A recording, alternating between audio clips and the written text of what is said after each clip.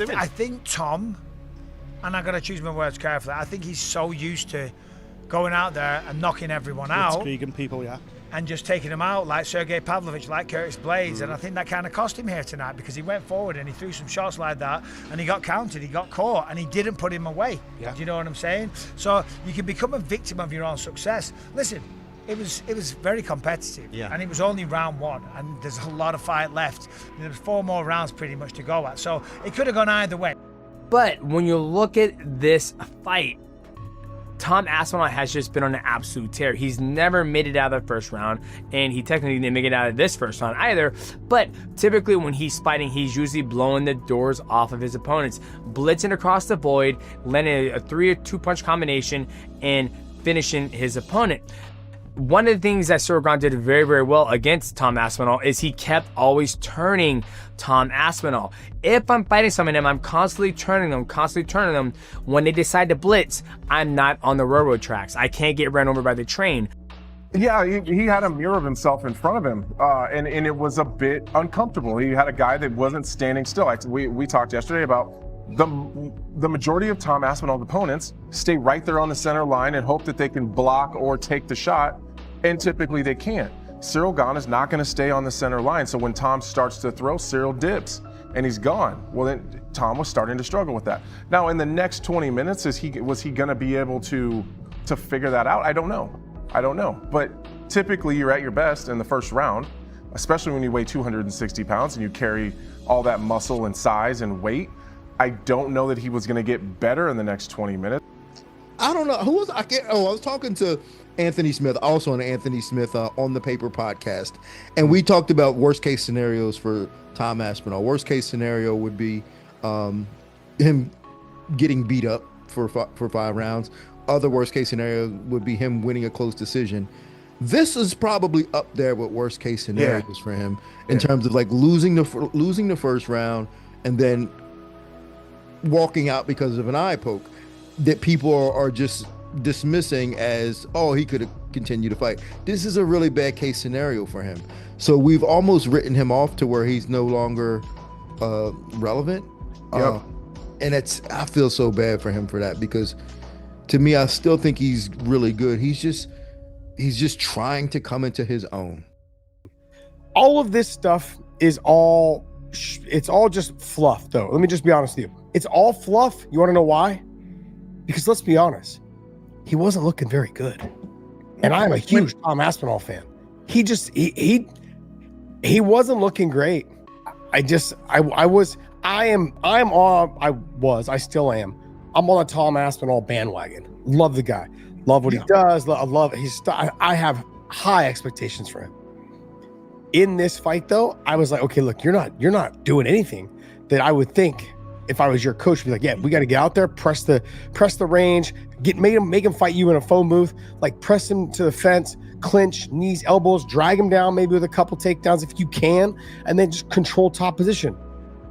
We talked about this, I think, like 2 weeks ago or a week ago. I said, my concern is that he believes that he can stand with Cyril Gane and make this a more difficult fight than it needs to be. And sure enough, it seemed like that's what he was doing. Both guys were fighting well. Both kind of didn't really dictate that they were going to win that fight or they were in control. They were both trying to figure each other out. That's what I saw. So to kind of go to that next level and say, hey, this was, Gane was going to cook Tom Aspinall or he was going to beat him. Like, I don't know. I think that's a little too early to say. The stage was set for something amazing to happen. And we got what was one of the most anticlimactic finishes I've ever been a part of, but what we got up to that point was amazing. What we got to that point was very telling.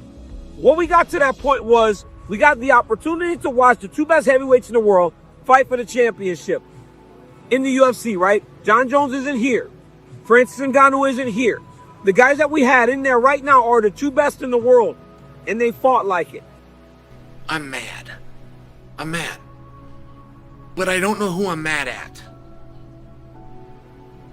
Tom did not do anything wrong. Tom was poked in the eye. As a matter of fact, he was poked in both eyes. Now, I don't believe Ciryl did that on purpose. So I also can't, or am not mad at Ciryl, but I am mad. I'm looking for somebody to blame, but I don't quite know who to blame. Obviously, there's a lot of people that are upset, and I think even the brass, I think even the company is a little I won't say they're upset, but I think they're a little disappointed with the outcome, because I think they wanted a definitive stamp on who they were going to now be pushing and promoting as the baddest man on the planet.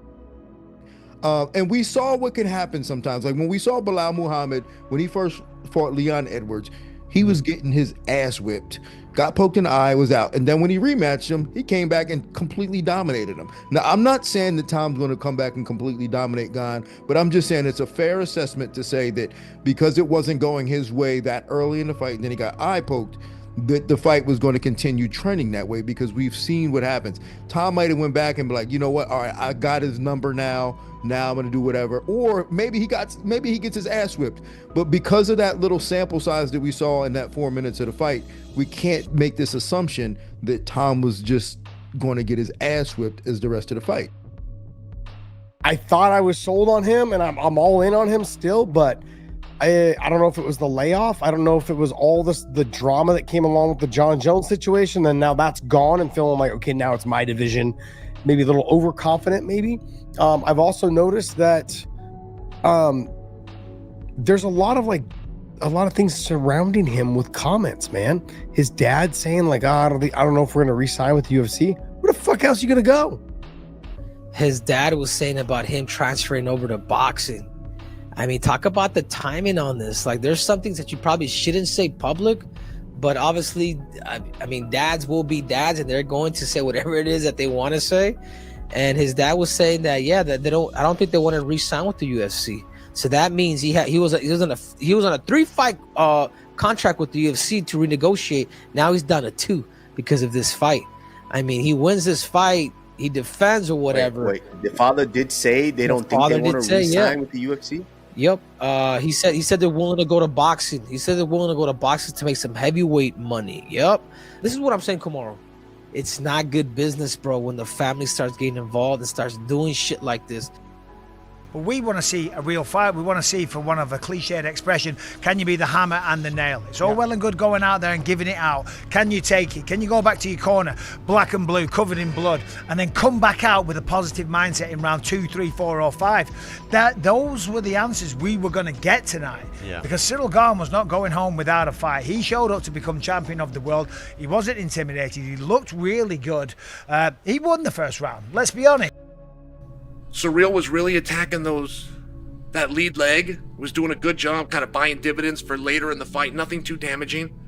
But Tom was throwing some heat, and Tom was breathing a little bit. He was feeling a little bit when that takedown got stuffed. He was feeling a little bit that, hey, I'm throwing the kind of shots that have knocked out 6 other men.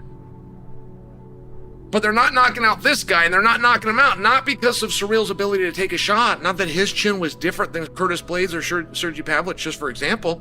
They weren't landing. Ciryl was able to cover. Ciryl really looked like a very seasoned kickboxer. I think they've got to run that back, lad. They can't not do that fight again. It was shaping up to be a good fight, the best test Tom's had so far in the UFC. Good for Tom, lad, yeah. Feel bad for Cyril Gane too, even though it was his fault. It was unintentional, he didn't mean to do it.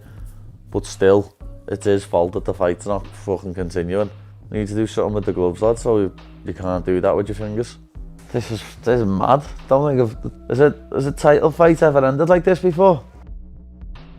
Tom sat out 454 days and then got eye poked in the first round. 454 days without competition and then gets eye poked. Okay.